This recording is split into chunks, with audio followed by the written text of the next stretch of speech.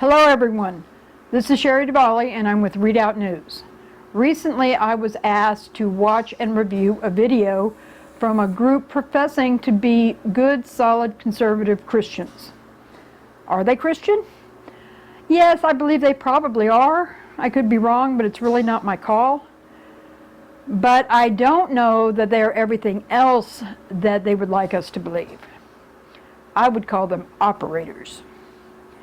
The video is titled, Christian Nationalism Isn't Christian.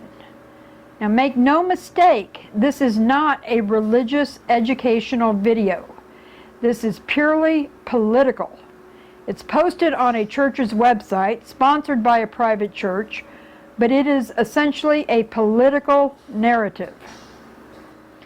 The statements in the video are full of Democrat ideology, circular reasoning, innuendo, and falsehoods. The video is over 2 hours long, so I won't ask you to watch it, yet I will try to give you some synopsis of what I found. To be clear, this is my personal opinion and should not be taken any other way. First, we need to cover a little background, starting with some definitions. A Christian is a person who follows the teachings of Jesus Christ and adheres to Christianity. A nationalist is a person that is of the belief that nations will benefit from acting independently rather than collectively, emphasizing national rather than international goals. Nowhere in this definition does it discuss racial disparities. I am a Christian and I love my country. It is okay to be Christian and to love your country. Now let's address the elephant in the room. There's a group making headlines around the country that call themselves Christian nationalists and use that as a stepping stone to spout hateful anti-Semitic drivel. They've deceitfully attempted to align themselves with CPAC and America First, but have been squarely denounced by the Christian right, by local, state, and national GOP groups, and by President Trump. A good friend of mine said that he only calls them Nix America First to distinguish them from the most pro-Israel president of our lifetime, President Trump. We also denounce this shameful group. To be clear, anyone that uses this group to label Christians are hyping propaganda to gain their own agenda, usually something spearheaded by Satan and the progressive left. It is a biased and bigoted ploy to compare this group with any true conservative or true Christian. That's where they want to blur the lines. They want you to believe that when anyone uses the term Christian nationalist, you will see this hateful group and automatically connect it to President Trump. It's time to correct their fuzzy and foggy connection and clear the air. Spread a little sunshine on this and see the truth. Let's get back to the video. There are 3 presenters. I met each of these men a few years ago. At the time that I met them, each told me they were new to the area.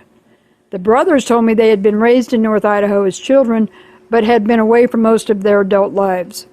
The third man told me he was just moving into the area with his family. They were all focused on the local politics. That seemed to be the only topic they were concerned with. They did tell me they were Christian, but did not tell me if they attended any particular church. They've since put together a political action group called Politically Active Christians, or PAC. They're actually known by many names, including Idaho True Conservatives, Politically Active Christians, West Bonner Votes. There's a few names not quite commonly known, including Huguenot Bay, Forward Idaho, and a couple of unofficial names include Fight Club and PAC. They've built their group in such a way that there are many candidates that would like the group's endorsement, though the PAC has very different standards that it uses. The main rule is that you must be a proven Christian. However, it must be the right kind of Christian.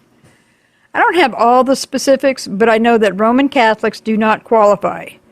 Neither do Mormons. I have learned that they attend the Berean Christian Fellowship. This church also sponsors the video that I am summarizing and reviewing. The video is set out like a college lecture in 3 parts with a wrap-up at the end. The first part is presented by Asa and begins with leftist talking points, explaining that the term Christian nationalism is on the rise. The source materials include Google, without explaining who is searching the term, but showing a graph of dates where the term spikes. It could very well be left-wing extremists searching the term, looking for any place they can attribute it to, or any group they can brand with a negative label. The next source is the God and Country movie trailer. America and Christianity are like baseball and apple pie, and we celebrate them together. The thing that keeps me up at night is that we lose democracy. Does that seem possible? Yes.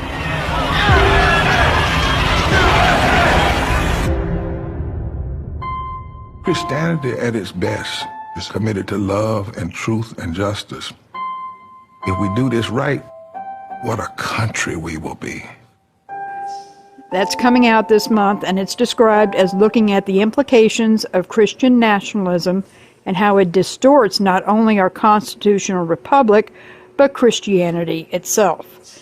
Now, this movie is produced by activist atheist Rob Reiner, in just another attack on Christians, of which he makes clear he is not.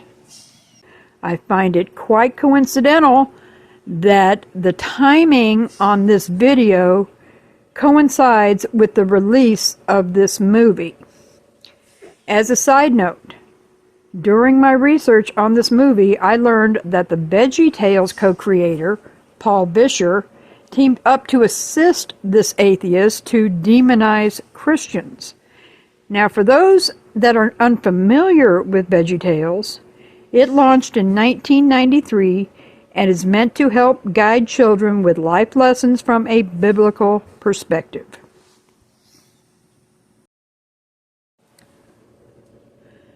The next source that Asa uses is Wikipedia, and this is created by left-wing volunteers.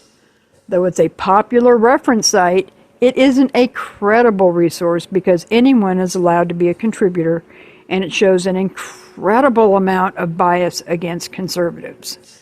Most education institutions don't even allow it to be used for their sourcing. Now, to be clear, Asa does explain that the left has defined Christian nationalism, yet he's taking their biased definition and running with it. He's doing just what he blames them for doing.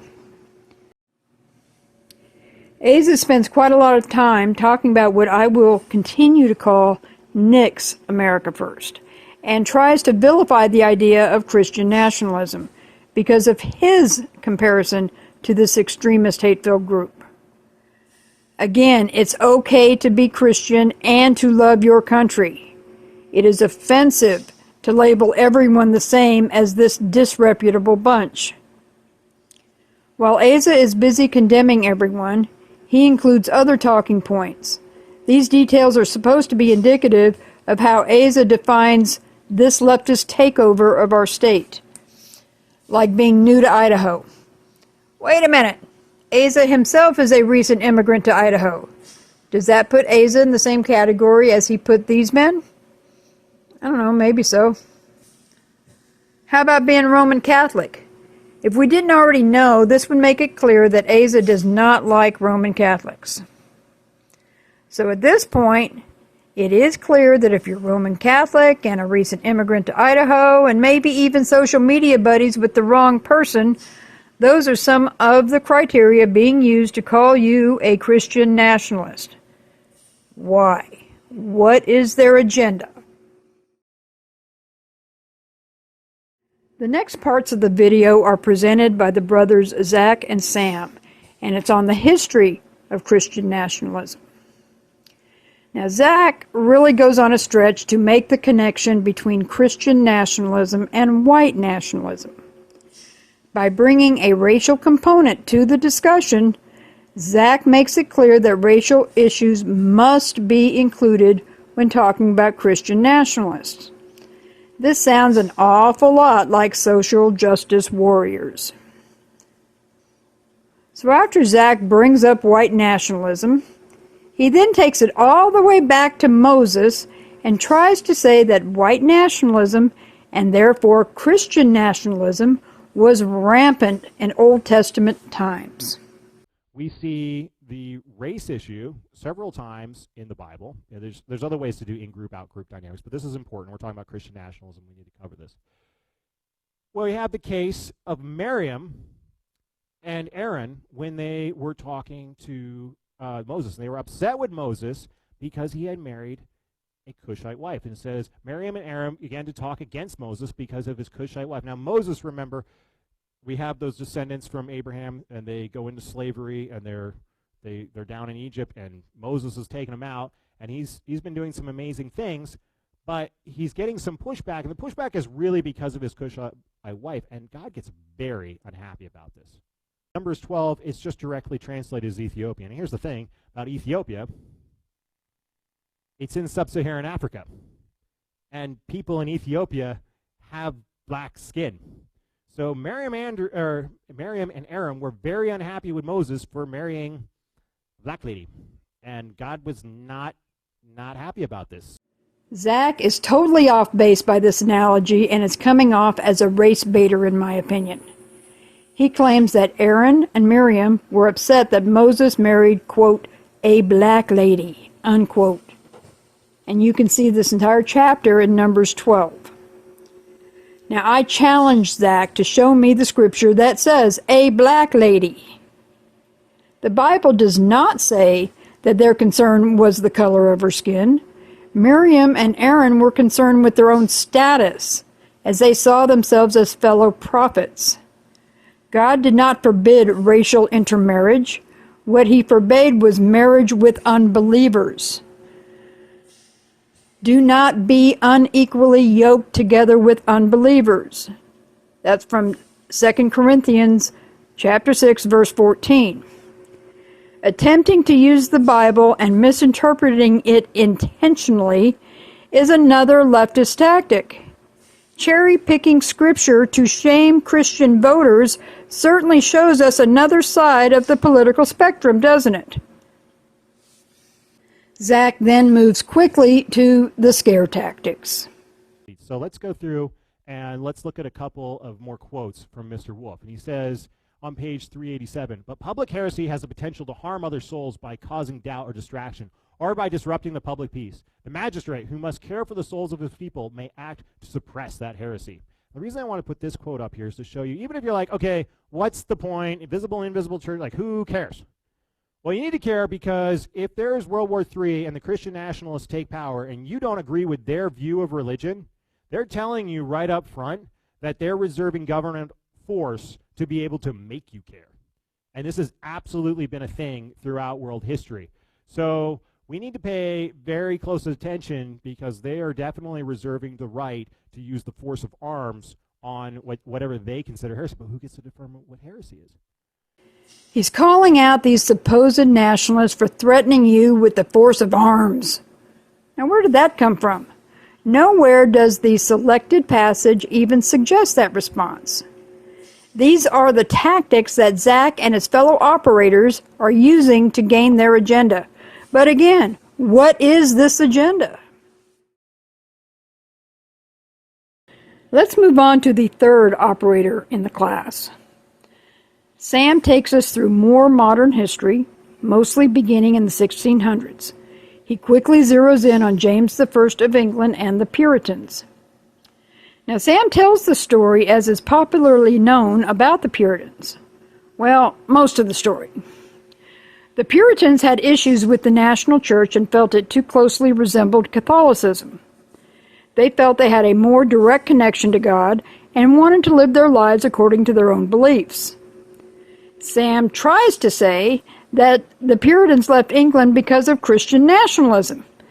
And that is so untrue that it is also offensive. To fully understand it, you have to understand that the Church of England was and still is the official church of England. And at its head is the monarch of England. That's how it's designed. So the King of England is essentially the Pope or the top figure of authority in the Church of England. So there were a group of English Christians termed Puritans. They wanted to help purify the Church of England, very similar to the Reformers over on the main continent, and bring the Church of England more in line with what they understood to be biblical teachings. Well, what do you do when your king, who claims to be on God's throne on earth, God's lieutenant, is saying this? He's threatening harm to you and people who think like you. Well, you leave. And that's what a lot of Christian Puritans did. And we're very familiar with the story of a particular group of Puritans out of the town called Scrooby, England. Through various adventures, they got on a ship called the Mayflower. And they sailed across the Atlantic, and they found what we know today as the Plymouth Colony. And they and many other Puritan Christians fled England and had a large part to found what we consider modern-day America. And we celebrate them every single year. Their heroism, their bravery, their courage in our national holiday called Thanksgiving. Here's the thing. America was founded by Christians fleeing Christian nationalism. There was no such thing as Christian nationalism in England. There was, however, a national church. They fled a national church, which is a far cry from Christian nationalism. This was the basis for our Establishment Clause of the First Amendment, separation of church and state. The founders were not looking to stop all discussion of God in schools or anywhere else. They were looking to stop a national church from being formed. They wanted everyone to be free to worship Christ in their own manner. But back to our operator Sam, who seems to be praising the Puritans as he recognizes Thanksgiving, gives them much glory, etc. But here's the thing. The Puritans wanted a theocracy. They also persecuted Quakers, and actually everyone they believed to be heretics, like Catholics, Lutherans, Anabaptists, and more. They were behind the Salem witch trials and burnings. Now, I can see why this might be appealing to groups like PAC, as they have very narrow definitions of what a Christian should be. And here we are, ready to persecute people they think are Christian nationalists. Nationalism is not a bad thing. It's like American exceptionalism. I accept American exceptionalism. That's the belief that the United States is unique and admirable. As an American, I believe that. I also raise my children to understand respect for their nation and for those that fought and died for the principles it was founded on. You're allowed to be Christian, and you are allowed to love your country. I do not believe that America should be run under a theocracy or by globalists or even through a single-party system. I denounce all forms of supremacy. George Washington warned us in his farewell address about the dangers of hyperpartisanship. According to Washington, one of the chief dangers was the development of competing political parties. When Americans voted according to party loyalty rather than the common interest of the nation, Washington feared it would foster a spirit of revenge and enable the rise of cunning, ambitious, and unprincipled men who would usurp for themselves the reins of government. Well, I think we're dealing with that now. I think I've covered enough in this video to show the offensive nature of the entire project. These are modern-day Puritans on a witch hunt. There's nothing wrong with loving your country and loving Jesus. There's also nothing wrong with wanting to get back to the founders' vision of Christian values and principles. I'm going to leave you with this thought from Matthew, chapter 7. Beware of false prophets who come to you in sheep's clothing, but inwardly they are ravenous wolves. You will know them by their fruits. Thank you. Hi, I'm Brett Roush. I've been helping with the video, doing a lot of technical stuff in the background, but I'm a Christian. I love God. I follow His precepts. I'm a citizen. Nothing wrong with being a patriot. A patriotic Christian, and there's nothing bad about that. Thank you.